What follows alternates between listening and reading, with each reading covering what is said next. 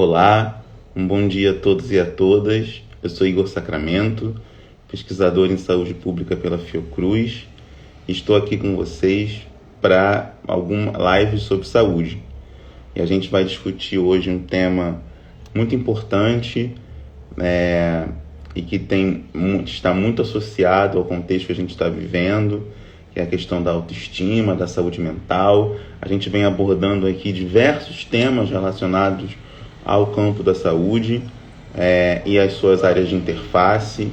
Então, temas da medicina, da enfermagem, da psicologia, da comunicação, informação, história.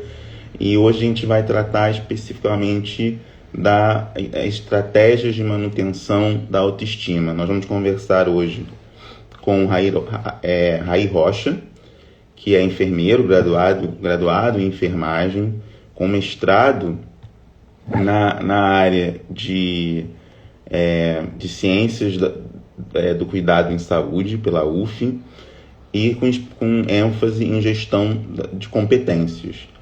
Ele trabalhou por muito tempo com essa dimensão da gestão das competências em saúde, competências profissionais especificamente, e mais recentemente ele vem trabalhando também com comportamento, relacionamentos, autoestima, gestão. A gente vai conversar com o Raí hoje sobre um pouco da sua trajetória e também sobre quais são os desafios colocados no contexto atual para a manutenção ou até mesmo a elevação da autoestima, um contexto marcado por tantas incertezas, inseguranças, perdas que nos coloca a Covid-19. Eu vou convidar o Raí para a nossa conversa. Lembrando que a nossa dinâmica é a mesma, vocês podem mandar perguntas por aqui e eu vou fazendo as perguntas para o Raí ao longo da nossa conversa, tá bom?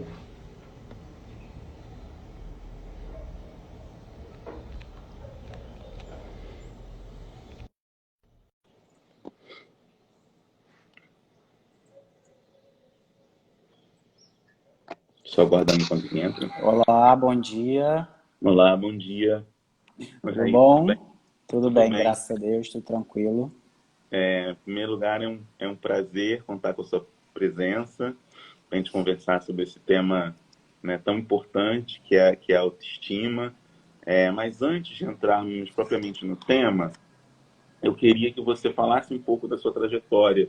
Eu não sei, você estava aqui vendo antes, eu resumi muito brevemente seu currículo, sua trajetória, mas queria que você falasse um pouco da sua trajetória, da sua experiência profissional, acadêmica, do seu percurso, né? E como que essas questões do comportamento e da dimensão comportamental, dos relacionamentos, como isso entrou na sua vida também. Claro, primeiramente agradecer o espaço, Igor, por a gente estar contribuindo na vida das pessoas. Eu acho que o ponto central é esse, principalmente nesse momento de pandemia. Eu comecei como enfermeiro, como você falou, eu estava ali acompanhando, então eu comecei com a enfermagem, me formei pela UF, né, em 2014, e nisso já ingressei no mestrado em 2015 para trabalhar, como você mesmo disse, a questão da gestão por competências, entender como é que essa pessoa funciona e que competências são essas, que habilidades, atitudes são essas. E aí, enquanto enfermeiro, né, eu trabalhei um tempo na atenção básica e me especializei em saúde da família, para entender como é que é esse contexto familiar e como eu poderia atuar como profissional dentro dessa área.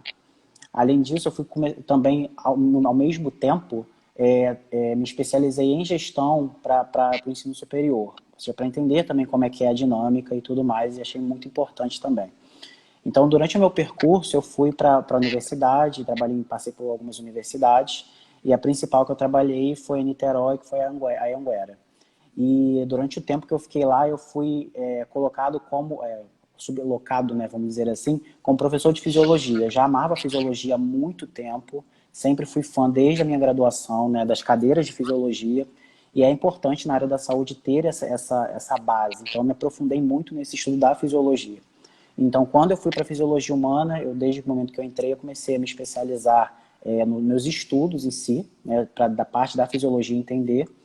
E quando eu comecei a ver, eu estava muito apaixonado pela questão da neurociência, né? Desde o meu primeiro estágio na faculdade, foi em laboratório, trabalhei com neuroquímica, estudava o cérebro, e aí fui só me aperfeiçoando, entender competências, como você falou, fiz projetos para entender como a identidade de crianças e tal, e aí fui indo, trilhando esse caminho. Até que eu comecei a ver que eu gostava muito disso. Então eu comecei a procurar cursos de inteligência emocional, né, que hoje está em alta, mas eu vou entender como é que esses sentimentos podem influenciar na carreira, influenciar na vida do outro. E como eu acabei me deparando com uma empresa, né, chamada Febracis, que eu fiz uma grade de cursos voltadas para a questão do autoconhecimento. Então, eu fiz voltados para pontos chamados de mindfulness, fui estudar mais a fundo as questões voltadas para estratégias de como eu poderia melhorar a minha vida e melhorar a vida do outro. Então, fui entendendo de tudo um pouco, né, e como isso aí se estruturava. Até que dentro desse arcabouço de cursos, eu me encontrei para trabalhar uma coisa que eu achava que era uma coisa que saía de mim, né, que eu não era, que eu queria meio que abafar, e fui, na verdade, me inserir, né, me colocar bem mais a fundo, que foi a questão da autoestima e do amor próprio. Porque por experiências de vida, né, eu acabei vendo esse ponto é a base em si do que a gente procura, das respostas que a gente procura, das coisas que a gente atrai. E quando eu comecei a entender que aquilo era a base da identidade da gente, eu falei, cara, então se isso aqui é a base, tem que começar por aqui. Então, quando eu comecei a estudar autoestima, comecei a ver, né, tanto na parte da psicologia, quanto na parte, algumas ramificações na sociologia, e muitas coisas voltadas para neurociências, que já eram uma coisa que eu gostava e já estudava, eu vi que era o que é fluido em mim. Né, por ter passado com muitos que estão aqui, e nós, claro, por problemas relacionados ao que eu vejo em relação a mim. Né? E acho que quando você começa a se ver e ter uma valorização de si, né, do que você fez, da sua história, né, do que você passou, a vida começa a rodar diferente. Então, quando eu comecei que a minha roda começou a girar diferente, e eu comecei a tirar os pesos, né, que eu vinha carregando a vida toda, durante 10, 15 anos, ou desde a infância, eu comecei a entender que aquilo ali as pessoas precisavam entender disso também. E aí comecei o movimento dentro da... Aí comecei o movimento dentro da comunicação para isso. Né? Então, é interessante, né, que você fez um percurso da enfermagem, passando pelas neurociências, pela psicologia e também chegando à comunicação agora para poder entender um pouco tanto as representações, mas os processos comunicacionais que envolvem a produção de autoconhecimento, né? E aí eu queria, antes de tudo, assim, né, das perguntas que eu pensei antes de conversar hoje, o que é autoestima, né? Como definir a autoestima é um termo que tem sido, junto com outros, resiliência, empoderamento, são termos muito falados, né? Muito comentados na vida cotidiana, mas o que é autoestima? Como a gente pode entender a autoestima? Vamos lá.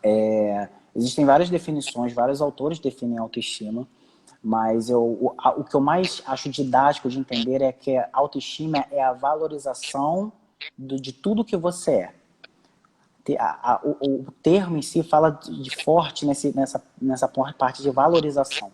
Então, quando você valoriza tudo aquilo que você já passou, tudo aquilo que você é, o ser humano que você se construiu, você pode se dizer sim que você trabalhou sua autoestima, o famoso eu tenho autoestima, né? Que confunde muito hoje com autocuidado, que é Uhum. diferente, não é autoestima.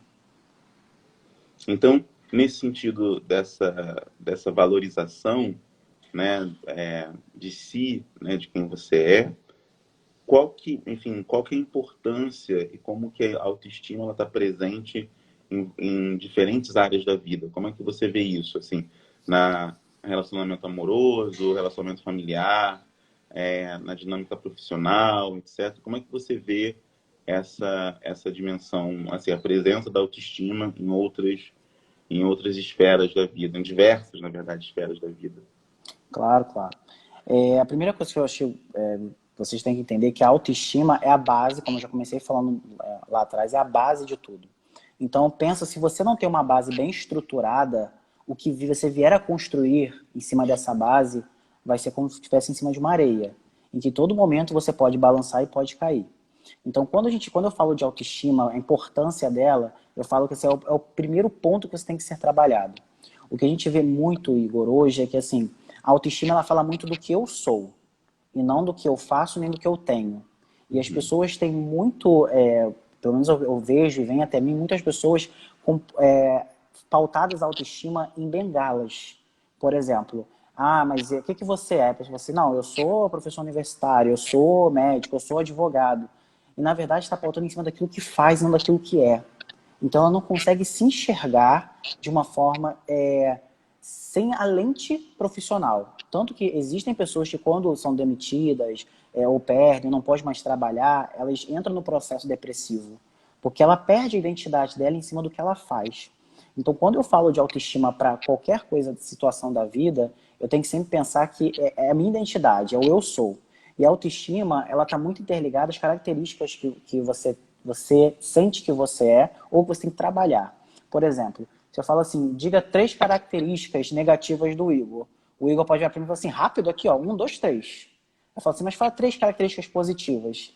E aí você para e fica pensando, peraí, deixa eu pensar. Já vem o primeiro discurso, deixa eu pensar. E aí fica pensando, fala assim, eu não sei se eu sou isso. Fica se julgando, exatamente porque o cérebro da gente foi trabalhado para buscar aquilo que é, entre aspas, negativo, para eu tentar me livrar, é perigo. Então, a hipervalorização do negativo é o que acontece no social, acontece hoje na sociedade. Então, quando eu peço para você falar uma coisa positiva sobre você, você se pergunta milhões de vezes se eu posso dizer aquilo. E que, na verdade, você pode dizer. Então, o que você é? Eu costumo dizer, para quando eu dou curso e tudo mais, que eu dou curso de autoestima e amor próprio também, assim, fala o que você é. E a pessoa muitas das vezes fica parada e fala assim, eu não sou carismático, eu não sou bonito, eu não sou... Porque para no modo comparativo. E aí o modo comparativo mina a autoestima.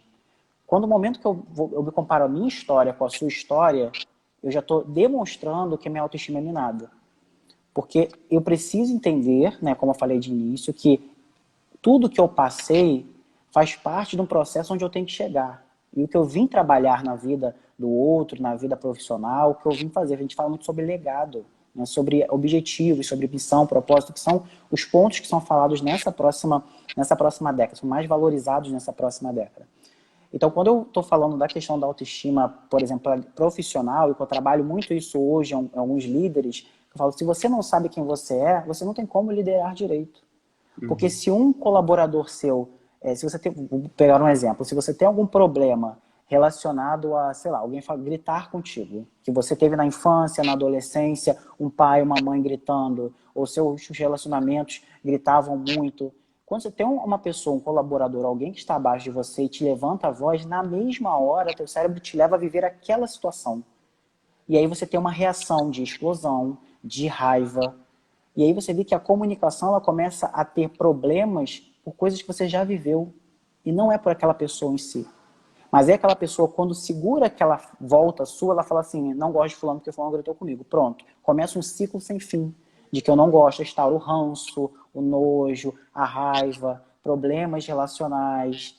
Então, tudo isso tá voltado em quando você sabe quem você é.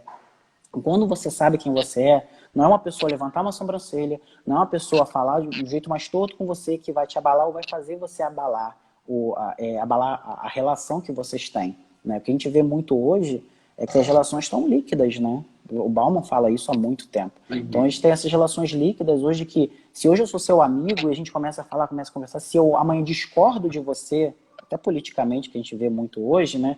Não dá mais para ter amizade.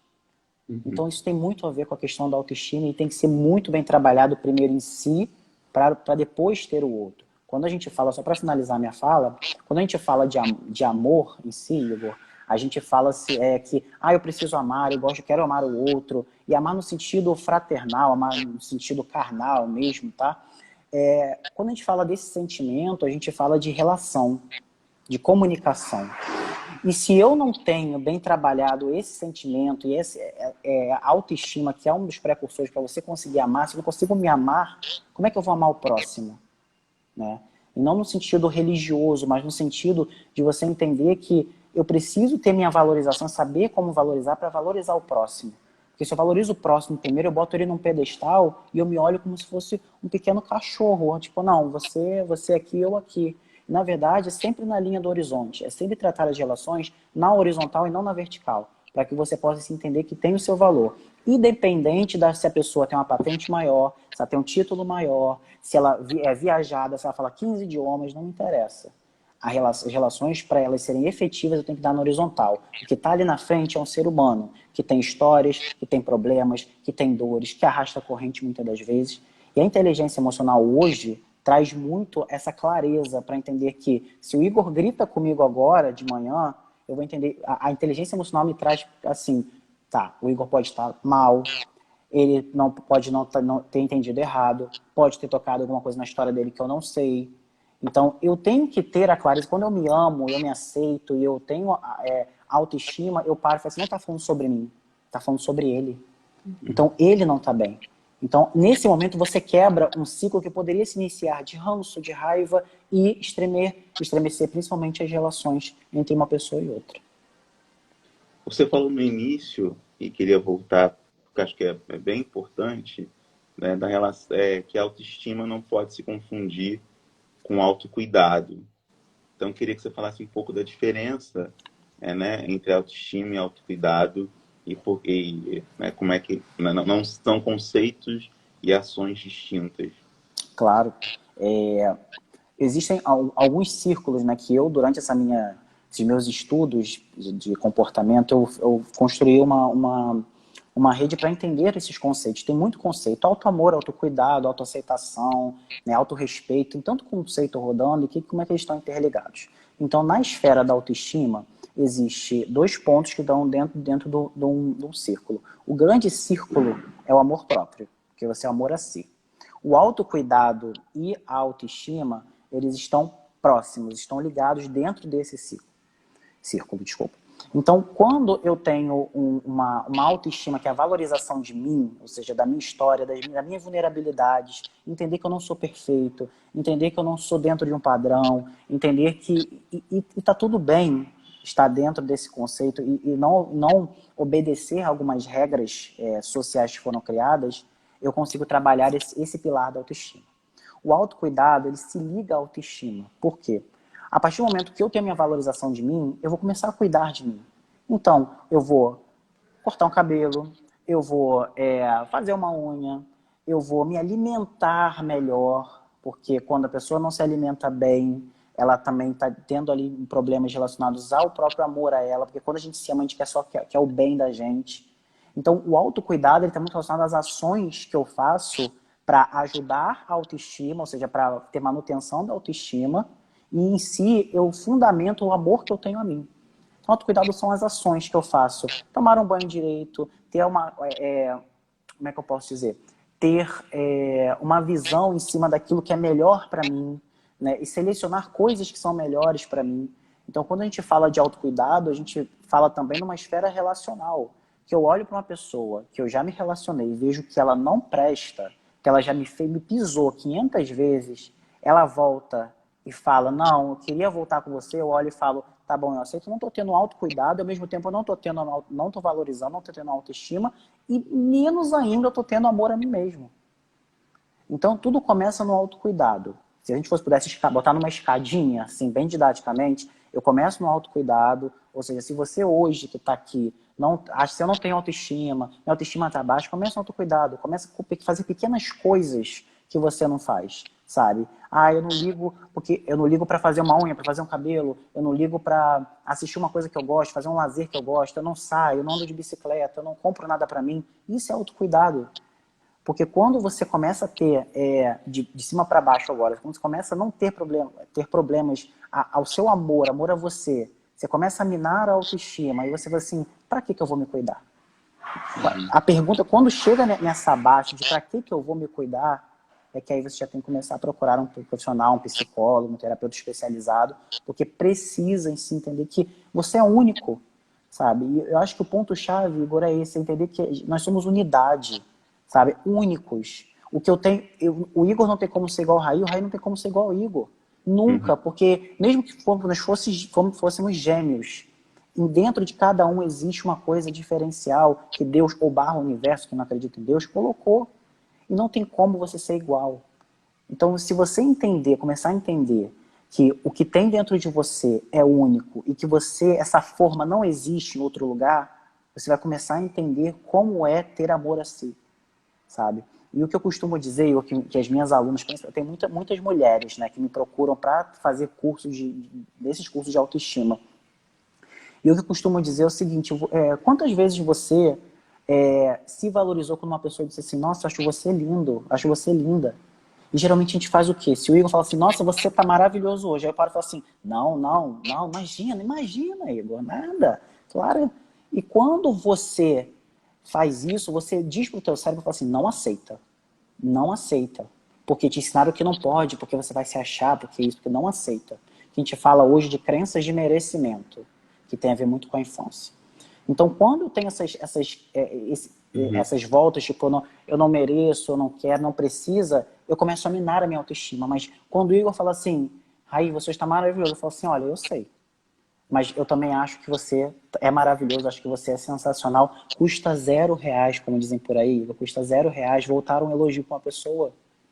Então, quando uma pessoa diz para você uma característica que você acha que eu não tenho, eu não sei, aceita, porque a gente é tão acostumado a engolir veneno, e por que não engolir um doce, sabe? O veneno a gente tem que botar na boca e cuspir. Uma pessoa que vai apontar você pela tua aparência física, ou pelo que você fez, ou pelo que você não fez, é uma pessoa que quer botar veneno na tua boca. Então tira o veneno e coloca o doce quando a pessoa vem para você e fala assim, olha, Igor, eu acho você um cara sensacional.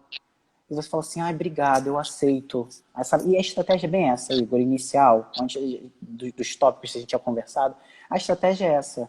Quando a pessoa vem, inicialmente, fala uma coisa boa pra você, fala, eu aceito, obrigado. Ou então, quando você já tiver com a autoestima trabalhando, você fala assim, nossa, eu sei, obrigado. E volta para ela com um elogio. O movimento inicial para a gente valorizar a autoestima um e do outro é fazer esse processo. Porque quando a gente sabe quem a gente é, quando a gente sabe, quando a gente se valoriza, quando a gente aceita isso dentro da gente, quando a gente aceita uma pessoa vir e falar assim, eu acho isso de você, a gente começa a quebrar algumas coisas, como por exemplo, tá falando isso para me bajular. Tá falando isso porque quer alguma coisa. Não, tem gente que vai te valorizar só pelo que você é, porque a gente olha com uma lente tensa, uma lente translúcida pra gente. A gente não olha com, geralmente, quando não tem, tá bem isso trabalhado, a gente não olha com a lente límpida que as pessoas olham. Então, quando fala assim, Igor, eu acho você uma pessoa carismática, aí você fala assim, nunca ninguém me falou isso. Então é mentira, tá querendo? E você vai procurar justificativa por que a pessoa falou aquilo. E ela só falou porque ela sentiu, sabe? Então, um dos pontos de entender da autoestima é desarmar, sabe? Desarmar para tudo. Recebe o bom, sabe? Aprender a receber o bom, acho que é o ponto-chave nesse processo.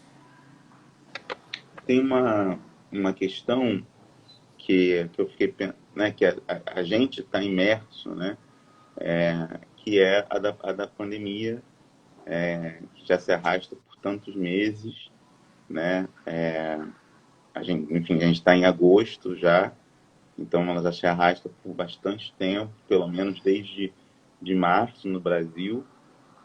Então a gente está há bastante tempo com ela e ela produziu um conjunto de incertezas, né, de inseguranças e de vários níveis, desde o nível material, no nível da saúde mental, da saúde física, no nível econômico, financeiro, quer dizer, produziu um conjunto de incertezas, inseguranças, fragilidades, perdas para muitas pessoas, mas também produziu transtornos no sentido e a gente tem, por conta das lives que temos feito aqui no Memória, observado também muitos relatos, hora de compulsão alimentar, o uso do alimento como compensação para o sofrimento, como a gente já viu em algumas das lives que a gente conversou, ora, por outro lado, de também, né, do incremento de relacionamentos abusivos, né, relacionamentos que já tinham traços de abuso, e começam a se acirrar por conta dessa pandemia. De qualquer maneira, o que eu queria perguntar, eu tenho algumas perguntas em relação a isso, e até também conciliando as suas duas, né, trajetórias de pesquisa, né, e de atuação, tanto como enfermeiro, como também como professor, né, e particularmente agora professor de comportamento, terapeuta comportamental. Também queria falar dessas duas dimensões, né? Então vou começar a primeira, no eixo que a gente estava falando, da dimensão do comportamento. O que você vem observando de mudanças ou até mesmo de desafios para a manutenção da autoestima num contexto marcado? A autoestima, o autocuidado, o amor próprio, né? Num contexto de tanta vulnerabilidade, né?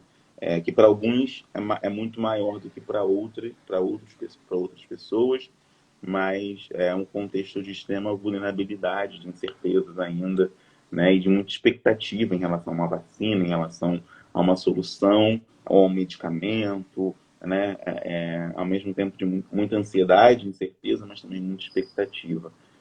Como é que você tem visto isso? Vamos lá.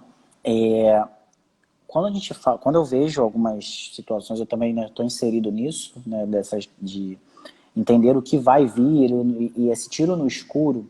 A gente tem que um dos pontos dentro da autoestima que a gente tem que entender quando a gente trabalha a nossa autoestima é que a gente não tem controle de tudo. Então, quando você entende que tem coisas que você tem controle sobre si, eu consigo controlar de que eu não vou aceitar uma pessoa ruim na minha vida, ponto. Né? Seja amizade, seja relacionamento, enfim. Mas quando eu falo de algo mais geral, como a pandemia, por exemplo, a vacina, eu não sei como é que vai estar o meu negócio, eu não sei como é que vão ser minhas relações, né? Eu perdi dinheiro, eu perdi família, são coisas que eu não tenho controle. Né? Não tenho como eu falar assim, segurar o vírus aqui e falar assim, chega, não tenho esse controle. Então, a autoestima, como é que você trabalha a autoestima nesse contexto? A estratégia todos os dias, sempre indico meditação. Meditação é um ponto-chave para você trabalhar a tua autoestima. Porque você desacelera. Tem uma estrutura dentro da sua cabeça chamada amígdala, que ela está responsável por captar só problemas, bem didático, tá? Só problemas e que você possa se livrar desses problemas. Então, eu vou tentar fazer com que você não apareça em tal lugar, que você comece a se preocupar em tal coisa, porque isso pode prejudicar o seu corpo. Então, a amígdala é responsável como se fosse segurança do corpo, de que, olha, você não pode fazer tal coisa porque isso vai te prejudicar. Só que no meio social em que convivemos, em todo o contexto, né, que convivemos na verdade, a amígdala começou a ter um problema em si relacionado a tudo, porque se você for parar para pensar no contexto, na sociedade que vivemos, não era para a gente ter medo de andar na rua à noite. Né? E hoje tem a captação de se você está no local e tem alguém lá no embaixo e está tudo escuro e você não tem ninguém na rua, a primeira coisa que vem na sua cabeça é você ser assaltado. Então, alguns contextos, né, algumas situações foram incorporadas nessa cabeça para isso. E pandemicamente falando, né, se eu posso usar assim, o contexto foi muito do medo, de eu vou pegar, tá no ar, onde tá, como é que eu vou fazer? Então começou a minar, as pessoas começaram a ficar preocupadas demais com o que ia acontecer, se elas iam morrer, se o pai ia morrer, se a mãe ia morrer, né? E meu negócio morreu, e eu não tenho dinheiro, eu posso passar fome, como a gente viu no início, o pessoal estocando papel higiênico, sabe, sem necessidade nenhuma. Por quê? Porque bateu esse desespero. Então, quando a gente não tem uma autoestima trabalhada, a gente tem momentos de desespero, sabe? De, meu Deus, vai dar tudo errado. O que eu vou fazer? E aí, uma das chaves estratégicas que a gente tem é a meditação. E a meditação está em alta, né? Eu tenho grandes companhias fazendo isso corporativamente. Né? Tem pessoas que fazem muito isso hoje também. Né? Tem vários aplicativos, várias aulas, né? Vários instrutores. Mas é importante entender que no momento que você dá uma pausa nessa meditação, você oxigena ela. Então, quando ela é oxigenada, ela para com essa preocupação. Isso, quando começa a virar um hábito, de tanto você fazer, vira um hábito, você começa a relaxar. E relaxar num sentido de, meu Deus, coisa que acabou de acontecer ontem, né, a explosão lá no Líbano. Tem gente que já está desesperada, falando que, meu Deus do céu, e o gafanhoto, e a explosão, e vai acabar o mundo. né? E quando você trabalha a sua cabeça, quando você trabalha a meditação, você fala assim, aconteceu lá, eu tenho controle? A primeira pergunta, você tem o controle disso? Não. Eu posso fazer alguma coisa sobre a explosão no Líbano? Não. Então, o que eu posso fazer é desejar luz, paz, conforto no coração dos familiares, que é uma oração, né, uma reza, desejar e ficar em paz comigo. Porque quando a gente fala de amor assim, a gente quer ter paz conosco, sabe? E o que eu sempre costumo dizer, Igor, e bater na tecla, é que nada nem ninguém pode tirar a sua paz. Nada nem ninguém. Porque a pessoa, você não pode dar esse controle para a pessoa, nem para a situação. Ah, Raí, mas você está falando de uma coisa básica. Quando eu falo de morte, por exemplo, como é que você vai falar de autoestima e morte, Raí? Uhum. E aí, quando a gente fala de autoestima e morte, por exemplo, eu falo de familiares, de amigos que eu tive, amigos, perdi amigos também pro Covid, é você entender o seguinte, olha, o que a pessoa veio fazer aqui na Terra, independente da religião, ela cumpriu. Então, as pessoas saem, morrem, né, vão para outro plano, porque o seu caminho precisa tomar uma outra trajetória. O seu caminho precisa tomar um outro rumo. Então, até ali ela ajudou. A partir dali, você tem que caminhar de uma outra forma, você precisa evoluir de alguma forma. Então, se a gente pudesse acalentar o coração das pessoas que estão perdendo outras pessoas, é entender que ela cumpriu o que tinha que cumprir ali. Aconteceu o que tinha que acontecer, porque já tinha que acontecer. Então, a partir dali a gente sente saudade, a gente sente dor, a gente fica pensando em, tipo, poderia ter vivido mais, poderia ter feito mais, mas não mina você, não mina a sua existência dizendo que você poderia, sempre no subjuntivo, sabe? Não, você fez, sabe? Fez até onde tinha que ser. E a partir de agora, para quem acredita em voltar, ou enfim, né, todos os planos religiosos, né, mas deseja luz, se você te conforta, que a pessoa te olhe lá de cima. Se você não acredita nisso, deseja luz para você mesmo, sabe? Encara os novos medos, os novos desafios que vão aparecer na sua vida. A gente sabe que tem pessoas que são ponto-chave, né, na vida de Uhum. famílias, né, na vida Uhum. de pessoas em si. E é difícil, no início é difícil, mas a pensar em tudo que você já passou na sua vida, né? Você não superou, não conseguiu superar, então as coisas são resolvíveis. A gente fala, não tem jeito para a morte, não tem como a gente trazer a pessoa de volta, mas a gente tem como pegar o legado que ela deixou aqui dentro e começar a trabalhar esse legado, começar a trabalhar quais foram os ensinamentos, o que ela trouxe para minha vida, quais são os pontos positivos, o que ela me falou para melhorar. Então, quando a gente fala de autoestima dentro do contexto de morte para a Covid, é entender dessa forma, para trazer leveza a você, para que você possa respirar. Porque senão você arrasta a corrente pro resto da vida. E eu vejo pessoas arrastando correntes até hoje por conta de morte de familiares, morte de amigos, né? E o que eu estou querendo trazer, Igor, assim, é leveza, é um sopro, sabe? Para você encarar, utilizar outra lente, de outra forma, para que a pessoa possa se acalmar, né? E no contexto, né, para fechar, no contexto econômico, né, que é como manter a autoestima no contexto que eu perdi meu negócio, que eu perdi meu emprego, que eu não tenho dinheiro, eu preciso comer, como é que eu mantenho isso aí? Você tem que entender que você é a base, que você é que vai fazer a roda girar. Então, se você fica no contexto de vai dar tudo errado, não dá certo, eu perdi tudo, eu vou ter que começar do zero, e sempre reclamando, você cria bloqueios, né? Porque se a gente for puxar, a neurociência me diz que uma conexão de um neurônio com o outro é por eletricidade, né? Entre eles, mas é energia. E tudo isso é energia, a gente leva para um plano maior de energia. Então, a energia vem para onde? Através da comunicação. O que você fala, teu cérebro retém. Então, se eu todo o tempo estou falando assim, vai dar tudo errado, olha lá, aconteceu tudo errado, e reclame, falo, as coisas não andam. Então, para desbloquear isso, virou um clichê, a tua Uhum. gratidão, né? Mas o quanto você agradece pelas coisas que aconteceram, o quanto você é grato pelas coisas que aconteceram, o quanto você consegue colocar para fora as suas dores, expurgar as suas dores e falar assim, não, mas a minha história eu vou olhar dessa forma, por essa lente, as coisas começam a rodar diferente.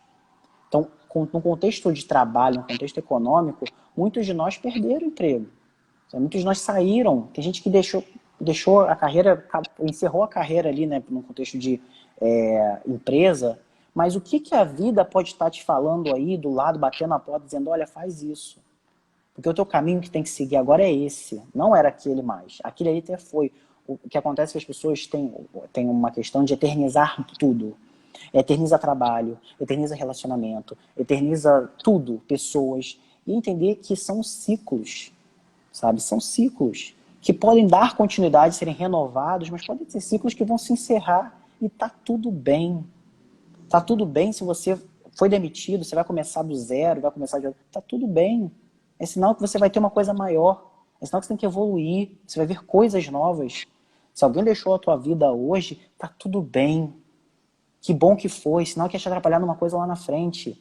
Sinal que outra pessoa tem que vir e tem que te ensinar. Porque relacionamento é sobre ensinamentos. É o que o outro te ensina, que você ensina para o outro e você passa, ou continua, ou perpassa, enfim. Então, tudo que vem acontecendo com a vida da gente, quando a gente começa a olhar pela lente límpida, sem dores, sem problemas da história, sem situações, a gente começa a ficar mais leve e entender que as coisas vão melhorar, as coisas vão acontecer. Só que a gente precisa trabalhar é a paciência.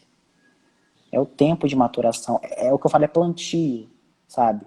A pandemia arou muita terra. Arou muita terra, passou tirando coisas que a gente já tinha plantado, coisas que já tinham crescido. Tá, ela arou. Mas e agora? O que você vai fazer? Você vai tratar a terra de novo e vai começar a semear.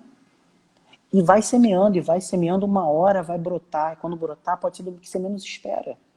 Então, como acabou, começa a crescer, começa a florir, você tem uma nova plantação. E aí, o que você aprendeu? Você aprendeu que quando vem uma devastação, vem um inverno, como foi a pandemia, você tem estratégias para replantar. Então, tudo que acontece de ruim na vida da gente, quando a gente olha para uma lente límpida, é porque é para melhorar. Então, tudo que está acontecendo, a gente começa a pegar nessa esfera de que tudo que está acontecendo de ruim é porque eu tenho que aprender, tenho que melhorar, alguma coisa vai acontecer lá na frente que vai justificar isso aqui atrás, que está acontecendo hoje, eu começo a ter focos de esperança, que eu chamo. Você começa a respirar, você começa a ver, não, realmente, eu acho que dá para ir por esse caminho. E aí você começa a clarear e não tem mais um tiro no escuro. Tem muita gente, Igor, que hoje chega para mim e fala assim, a pandemia foi um caos para minha vida. Aí eu falei, você perdeu o emprego? Não. Você perdeu um familiar? Não. Você perdeu o relacionamento? Não. Então por que tá um caos? Porque eu não posso sair, porque eu não posso isso. Porque eu falei, você tá vendo o que você tá reclamando? E virou um hábito das pessoas reclamar. Reclamar por nada. Reclamar que eu não posso ir na academia, reclamar que eu não posso pegar um Uber, reclamar que eu não tenho dinheiro para, sei lá, fazer um procedimento estético, e não ser grato, de falar assim, cara, eu tô vivo, sabe? Uhum. Cara, meus amigos estão vivos, está todo mundo bem, eu não posso encontrar é agora, nesse momento, mas a vida não acaba agora. Dentre todo esse contexto, né, se a gente pudesse botar dentro de uma mão, né, aqui a vida, essa linhazinha pequena aqui que você nem está enxergando é o hoje. Então, você é muito pequeno para eu pegar uma vida inteira e falar assim, acabou. Não tem como, eu preciso sair, que desespero é esse, sabe? Então, existe tudo isso aqui para você entender que existe muita coisa a acontecer ainda. Então, se vai acontecer coisas boas na sua vida, depende muito do que você comunica, do que você fala, do que você lê, do que você vê. Porque se você está num contexto de pandemia e você está vendo só documentários sobre pandemia, você está vendo vídeos sobre pandemia, noticiários sobre pandemia, a tua cabeça começa a gerar e fala assim, você vai sofrer, porque vai acontecer com você, pronto. Agora, se a partir do momento você começa a mudar de focos de esperança, que eu falo, filmes que trazem esperança, entendimentos, ensinamentos, né, o que você está consumindo, né, midiaticamente, a gente pode jogar agora para nossa área, Igor, midiaticamente, o que você está consumindo? Você está consumindo coisas relacionadas ao amor, aos bons relacionamentos, ou você está consumindo coisas a questões de traição, de problemas, de rupturas? Então, o que você está consumindo? O que você está falando para si todos os dias? Sabe, o que você olha no espelho e vê? Quando a gente fala de autoestima, principalmente hoje no contexto, está inserido dentro de casa com familiares, com outras pessoas e tudo mais, o que você está olhando para aquele espelho e dizendo? Assim, ai, eu poderia estar melhor. Ai, eu não sou tão bonito quanto o Cauã Raymond. Ai, eu não sei o quê. Mas se olhar no espelho e falar assim, nossa, eu tô maravilhoso, eu acordei bem. Olha essa pele, sabe?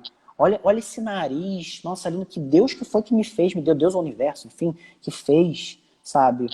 Olha como é que... E isso eu falo, as pessoas acham que às vezes riem pra mim quando eu mando elas fazerem isso, mas é porque não tem costume, mas é isso, sabe? Ah, eu engordei um pouquinho na pandemia, eu perdi minha autoestima. Não, querido, se valoriza do que você tem. Abraça teu corpo e fala assim, estamos juntos nessa, eu quero melhorar, mas primeiro eu amo você. Primeiro, eu amo porque você me sustentou até agora. Você me trouxe desde a infância, a adolescência e me sustentou até os dias de hoje para eu ser essa pessoa que eu sou. E por que entrar em guerra com o corpo? Eu vejo tanta gente entrando em guerra com o corpo. Se ama, engordou um pouquinho, tá tudo bem. Você quer melhorar? Vamos fazer processo de melhora. Mas se não quiser, tá tudo bem também. Porque quando você assume, quando você tem um posicionamento da sua identidade, quando você se posiciona, coisas que você não acreditava que poderiam acontecer, acontecem. Sabe? Aquela coisa de você olhar assim uma pessoa que, entre aspas, é idealizada na nossa sociedade, né? E você olha para ela e fala assim, essa pessoa nunca olharia para mim, se posiciona. Porque pessoas gostam de pessoas que têm posicionamento de sucesso e não de sucesso. Ninguém namora fracassado.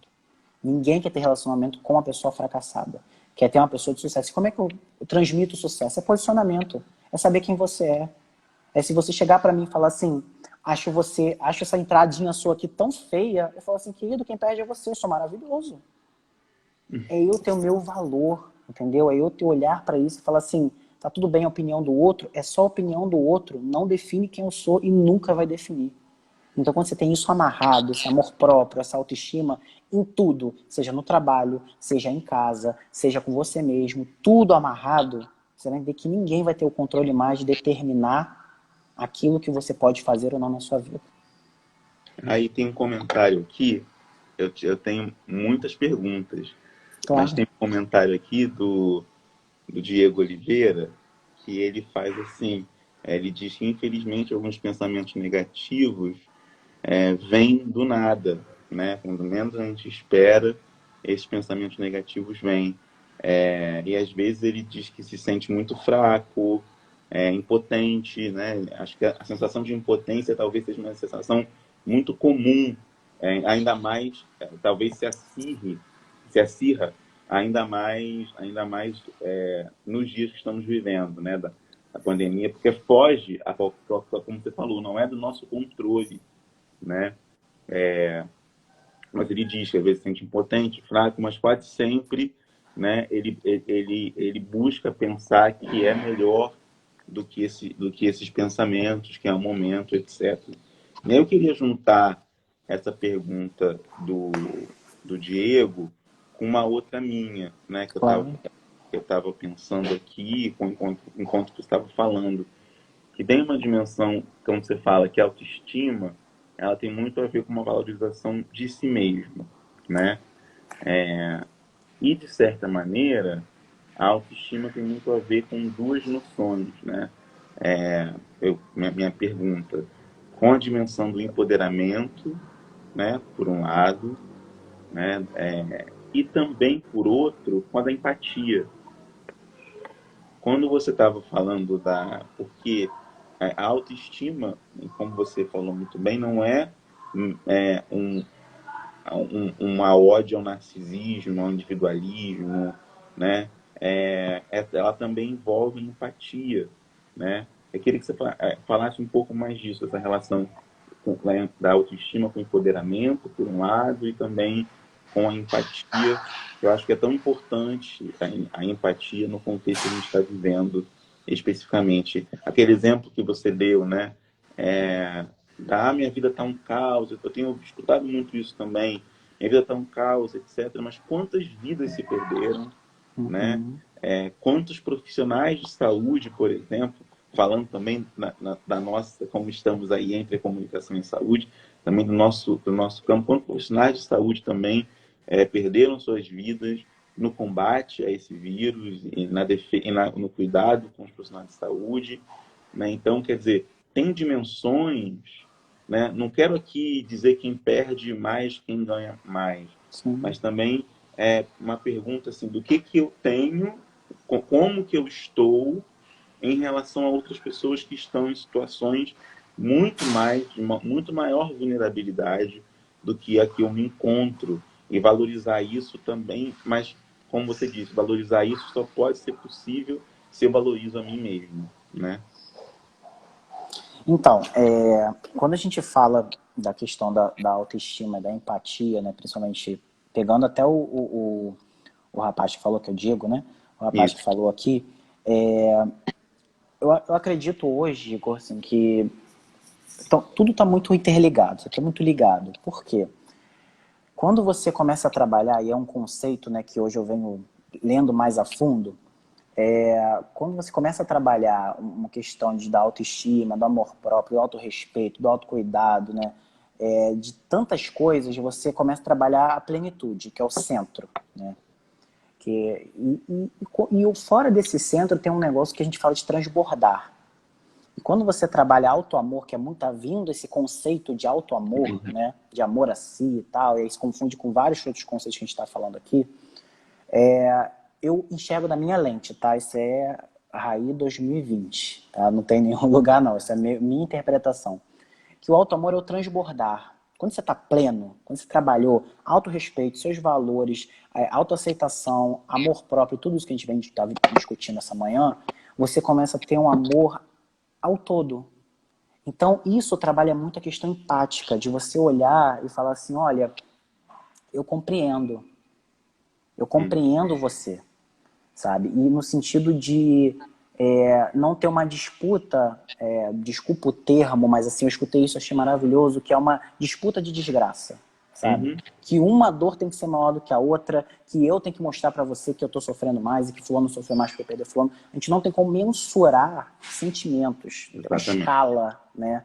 Alicate de E a sentimentos. experiência também, né? Que cada um Claro, experimenta esse sofrimento. essa situação aí. Então, quando a gente fala de empatia, é você assim, você pode não concordar quando uma pessoa vem e fala assim, eu perdi, eu não tenho, sei lá, eu perdi, sei, uma coisa básica, eu perdi, sabe, a pessoa que faz minha unha, entendeu? Uma coisa básica do básico. Eu não tenho como mais fazer, não tenho como sair, não tenho como ver meus amigos. Trabalhar em empatia, quando você tem autoestima, e lembra do ponto inicial que eu falei da inteligência emocional, é você parar, respirar e falar assim, ela tá falando dela. Então eu não vou rebater de um modo agressivo, porque a visão dela da vida pode ser essa. Nem todo mundo tem uma maturidade emocional para ter certas visões da vida. Ainda, ou pode chegar a morrer e não ter. E está tudo bem, a gente tem que ter respeito sobre isso. Então a empatia nessa situação de uma pessoa que está falando de uma coisa supérflua, para a gente não perder a nossa paz, é você compreender e você falar assim, está tudo bem, entendo, as coisas vão melhorar. São aquelas frases de efeito que dão ponto, chega. E ao mesmo tempo a gente tem empatia com aquelas que estão sofrendo, que perdeu pessoas, que perdeu emprego, que assim, que elas estão realmente vivendo uma situação muito difícil. É o famoso eu te compreendo. Se você quiser, eu tô aqui. No que eu puder Isso. te ajudar, eu te ajudo. Mas a gente também não pode entrar, que eu vejo muitos amigos meus sofrendo com essa pessoa, como se estivesse vivendo a história dela, sabe? Então, quando a gente fala de empatia, fala de autoestima, a gente está falando de valorização nosso, certo? E não bate em narciso, não bate em ego, não é isso. Mas você tem que se proteger também. Porque o ideal é a gente sempre fazer, é o que eu te falei, o compreendo, estou aqui, posso te ajudar, mas não é viver a história da pessoa, porque você tem suas coisas para viver também. Você pode estar no momento mais alto da sua trajetória, mas daqui a pouco pode estar um momento mais baixo. E se você pega esse momento alto e puxa para baixo, quando vier o baixo você não aguenta, você não tem força para isso.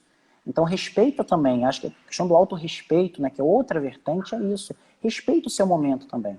Se graças a Deus não te aconteceu nada, respeita, mas seja solidário ao outro que aconteceu, sabe? Se você vê o outro passando por situações que são situações que são comoventes, né? Como pessoas perdendo trabalho, pessoas tendo que comer, né? Que pra gente, pra nós, assim, na maioria de nós, né? Não tem isso, né? Exatamente.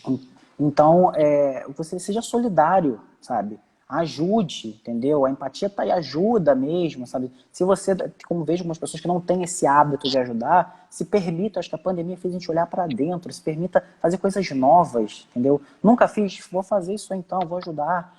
E às vezes assim, fazer o que? É com dinheiro, às vezes não é só com dinheiro, é a ação que você vai fazer, sabe? É a ação de você ir lá e ver o quanto você é pequeno em algumas situações, o que você está vivendo, você tem que olhar todo dia de joelho e agradecer e falar assim, cara, muito obrigado. E E tem tem horas gente que que, né? pode ser escuta também, né? Pode ser o Exato, alimento, pode exato. ser o alimento, pode ser o dinheiro, pode ser, mas também pode ser escuta, o acolhimento, né? O eu É, compreendo. Às vezes as pessoas precisam disso, né? Ainda mais nesse contexto tão difícil. Desculpa te interromper, Raí. claro, claro. Tem duas perguntas né, aqui, na verdade, um comentário que é sendo assim, né? Sinto uma profunda tristeza, em primeiro lugar, pelas milhares de mortes, mas quando saio para dar uma volta de carro, vou vendo o coração apertado, o comércio fechado, né? Que também isso produz, né, uma sensação também de perda, né? Além Sim. dos milhares de mortes, como está um outro lado, muitas placas de aluga-se, mas ela diz assim que muitos proprietários estão se negando também a negociar os aluguéis, né, numa falta, como ela chama, de cidadania, e como a gente diz, Uhum. também de empatia, que você comentou aqui também, né? Então, a gente tem uma dimensão que acho que esse entendimento aí, já vou partindo, infelizmente, nosso tempo está acabando, e já vou Claro. partindo para as considerações finais, mas queria essas considerações finais você poderia dizer, uma empatia organizacional também, né, em alguns casos, e aí pensando em organizações, instituições, que têm feito ações também de solidariedade, se mostrado muito presentes na vida de pessoas que perderam seus empregos, etc. Então, vou juntar com essa pergunta para você falar também o quanto que isso é importante individualmente, né, esse autoconhecimento, mas também para a construção, como você trabalha com gestão também, para a responsabilidade social das empresas, Uhum. né, das instituições, entendendo, seja empresa pública, seja privada, né, entendendo a sua responsabilidade também nesse momento, como uma forma de solidariedade eu posso chamar aqui, entre muitas aspas, né, de uma empatia organizacional. Claro. Quando a gente fala, né, do contexto de autoestima, né, para o meio organizacional, que hoje é até uma coisa muito nova, né, porque muitas organizações, empresários ou pessoas à frente, elas meio que querem negar esse lado, mas elas estão vendo que cada dia mais está mais forte, né? Quando a gente fala disso, a gente tem que, como você bem comentou, Igor, a questão da responsabilidade social das empresas e das organizações, né? Todos nós temos incentivos e tudo para trabalhar isso aí. Mas quando a gente fala de um proprietário que não quer negociar, né, que não quer ver, que não quer se colocar como solidário nesse momento, né, a gente vê, assim, podendo analisar bem essa pessoa, sem saber muito da história dela, é que ela tem ali um processo de escassez muito forte nela. Então ela tem medo de perder, sendo que ela já está fazendo para perder. Uhum. Porque se uma pessoa não tem como é que eu posso dizer, se o inquilino, vamos dizer assim, ele não tem a possibilidade de arcar com aluguel, por exemplo, ele vai sair, ele vai ter que fechar, né? E aí, num contexto pandêmico, quem é que vai querer alugar aquele espaço, sendo que não sabe como vai ser o dia de amanhã? Tá todo mundo segurando, não sabe como vai ser. Quem já tem, mantém. Mas ninguém está abrindo coisa nova. Então, para a questão organizacional, esse proprietário, né, esse dono do estabelecimento, tudo, ele tem que segurar junto com o cara que está trabalhando, porque tem que entender que, olha, tá voltando, mas está devagar. Uhum. Está todo mundo devagar, né? Em todas as esferas, né? Então, em tudo isso, a gente tem que, nesse contexto organizacional, tem que ser pensado que a empatia, ela tem que vir à tona nesse sentido. A empatia tem que vir à tona de entender que, olha, eu vou abater 30%, 50%. Como vejo alguns proprietários que estão assim, por solidariedade mesmo, falando, esse mês não paga um mês, né? Vamos investir em botar em reforma, então fazer alguma coisa que você possa continuar estabelecendo essa relação com Uhum. esse cara que sempre esteve ali com você. Tem inquilinos de anos e anos, de gerações, né?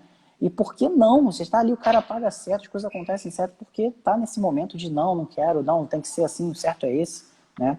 E eu acho que mais do que nunca, quando a gente fala de responsabilidade social, a gente não pode tirar o peso de, tanto de, a gente está falando de empresa, né, mundo corporativo, mas de várias situações. A gente vê que a educação também está nesse processo de ver, de se adaptar a isso, né? O professor está nesse processo, se você é professor, você sabe disso, está nesse processo de adaptação, e nem tudo que funcionava no presencial funciona no EAD. Então, ambos lados, né, tanto o aluno quanto o professor, e tem que ter essa ciência de que a gente está em adaptação, é uma coisa que ninguém pensava, foi de repente, ninguém se Uhum. preparou para isso. Então, quanto a gente tem empatia de entender que a internet cai, o fulano não tem gente que não tem acesso, tem gente que a gente acha que não, mas tem gente que não tem acesso nenhum, sabe? Não tem uma internet boa, tem gente que fica de 4G para ver tudo, e como assistir uma aula via Zoom, via Meet, às vezes, porque não tem possibilidade, né? Então, acho que a empatia dentro das organizações é entender que não é só sobre o seu umbigo, é porque Uhum. tem outros umbigos que estão descobertos nessa pandemia, que não tem como. Então, assim, ter mais flexibilidade, melhor dizendo, ter a flexibilidade de compreender o outro, sabe? É ter diálogo, é ter cooperação, como aqui, acho que é a Tereza, o nome dela, está falando aqui embaixo, sabe? Então, o quanto você permite se abrir para o outro e dizer, olha, eu não tá legal aqui, no meu contexto organizacional, não tá legal aí, eu também eu sei, mas vamos tentar construir de uma maneira em que fique, pelo menos, aceitável para os dois. Que fique condizente para os dois. Porque ideal não vai ser. A gente tem que puxar muito para o real. E quando isso é bem trabalhado dentro de nós, né, a questão de mim, do que eu vejo, do que eu sou como pessoa, isso daí, quando você joga isso para o outro vê que você é tranquilo, você é calmo, as relações começam a funcionar de uma maneira mais efetiva. Tem que partir sempre da gente. A gente que tem maior clareza tem que partir sempre da gente. Raí, muito obrigado. A gente está acabando aqui já. Imagina. Agradeço imensamente a sua participação, ter aceitado o convite para compartilhar com a gente a sua experiência, conhecimento nessa manhã. Acho que é uma fala, né, de autoestima para todos, num momento de enormes desafios que ainda estão se colocando, né? Então eu agradeço. Até o final do dia, esse vídeo já vai estar disponível no YouTube, no canal do YouTube da Memória da Eletricidade, e daqui a pouco, em breve, disponível do IGTV da Memória da Eletricidade, para quem não pôde assistir todo, eu estou vendo pessoas entrando agora no momento, para quem não pôde assistir tudo, tem como assistir daqui a pouco o vídeo completo, compartilhar nas suas redes sociais, tá bom? Muito obrigado, Raí, mais uma vez. Obrigado a todos e a todas que estão aqui. Um bom dia para vocês. Tina, bom dia. Obrigado, Igor. Tchau, tchau. Tchau, tchau.